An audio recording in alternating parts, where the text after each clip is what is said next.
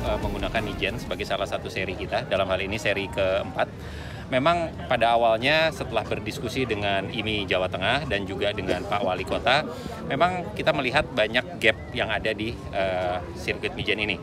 Tapi atas kerja keras bersama pemerintah kota dan juga IMI Jawa Tengah, kita pelan-pelan berusaha memperbaiki dan mengisi gap tersebut.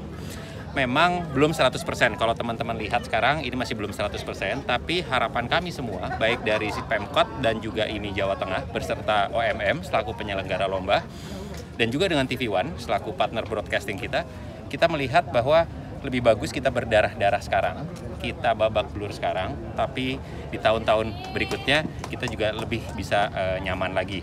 Jadi harapannya, kalau tadi pertanyaannya akankah di tahun 2023 Mijen menjadi salah satu seri kita, kesempatan itu ada, karena dalam bulan-bulan ini kami beserta stakeholders kami, yaitu para tim, kita juga akan menilai apakah di tahun 2023 kita ingin keluar Jawa atau tidak. Karena kalau saya pribadi atau OMM dalam hal ini berkeinginan tahun 2023 kita menyelenggarakan tidak hanya di Pulau Jawa, sesuai dengan aspirasi dan keinginan teman-teman racer dan juga para penonton.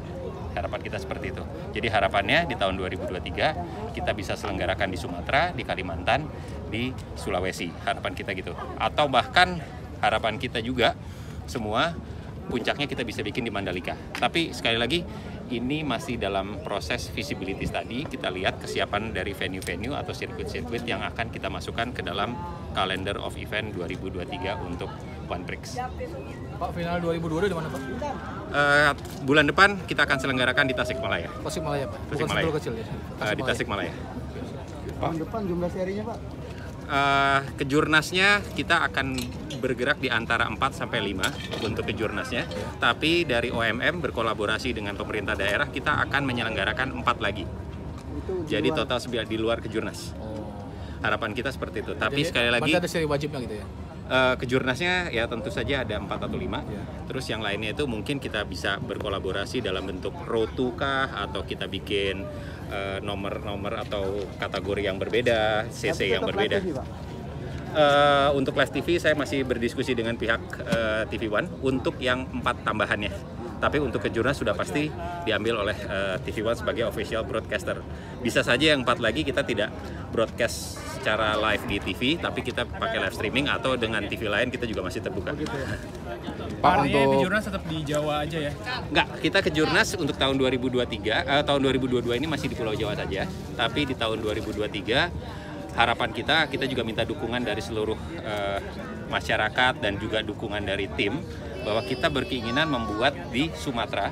Nah, saya kasih kata kuncinya dulu nih, Sumatera, Kalimantan, dan Sulawesi. Dan juga Nusa Tenggara Barat. Kalau Nusa Tenggara Barat teman-teman pasti udah tahu itu Mandalika. Tapi kalau untuk Sumatera, tunggu aja kejutannya, karena bisa aja di Jambi atau bisa aja di Sumatera Selatan. Kalau untuk di Kalimantan juga silakan saya teman-teman browsing kurang lebih di mana sebagai kejutan.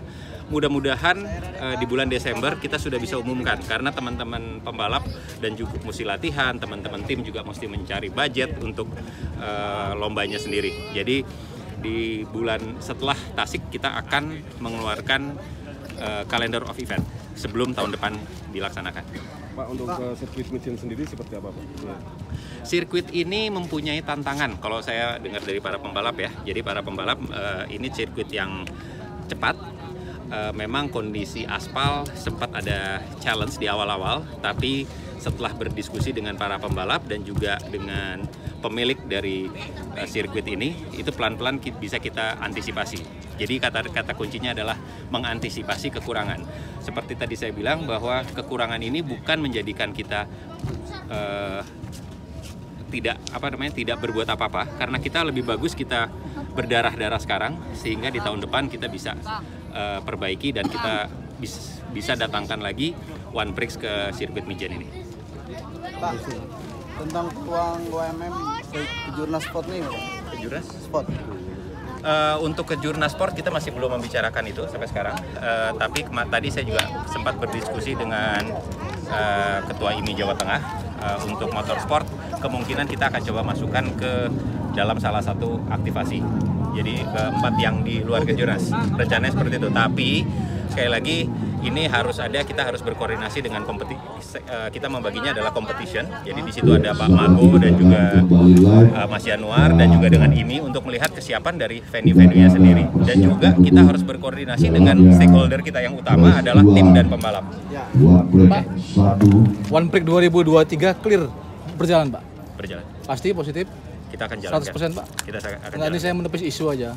Oh, katanya nggak Iya, jalan? jalan. Nggak, sampai saat ini kita masih jalan. Oke, kalau nggak, saya hari ini masih belum ada di depan bapak-bapak nih. Oke, sip. Saya setuju, Pak. Makanya saya mau menepis isu itu. Nggak, ya. Isunya juga kan ganti manajemen, Pak. Kenapa? Isunya juga kan ganti manajemen. Manajemen sudah berganti, MM. Jadi per September kemarin kebetulan atas penugasan dari PT Merah Putih Berkibar, yaitu anak perusahaan Bakri untuk mengelola aset sportnya, menugaskan saya untuk menjadi memegang OMM. Nama lengkap siapa sampai? Saya Teguh Arlan Perkasa Lukman. Teguh.